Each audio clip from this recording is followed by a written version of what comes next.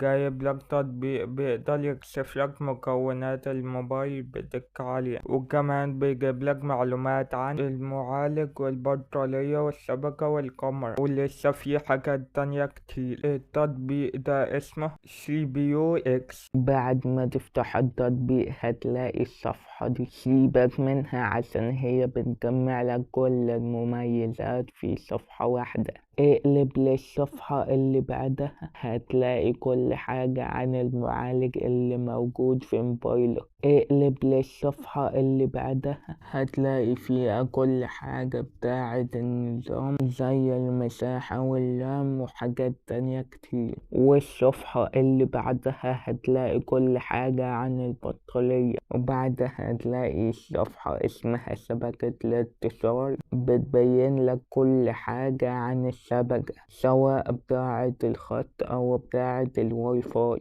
دي مش عارف هي بتاعة الصراحة. والصفحة اللي بعدها هتلاقي جميع المعلومات بتاعة كاميرا موبايل. أما الصفحة اللي بعدها فيها كل اختبارات الموبايل زي العرض، ودي بتعرض لك كذا لون عشان لو في بقعة في الشاشة مش باينة تبان مع الألوان دي. وفي متعدد اللمس، دي بتمشي صباعك على شاشة الموبايل كلها بحيث تكشف لك التاتش بتاع الموبايل لو في حتة في الشاشة التاتش فيها بايظ. وفي اختبارات تانية كتير. الصفحة دي لو عاوز تبحث عن أي موبايل. أما الصفحة دي بتاعة الأخبار، أي خبر ينزل عن الموبايلات هتلاقيه في الصفحة دي. لو الفيديو ده عجبك ما تنساش تعمل له شير عشان الكل يستفيد.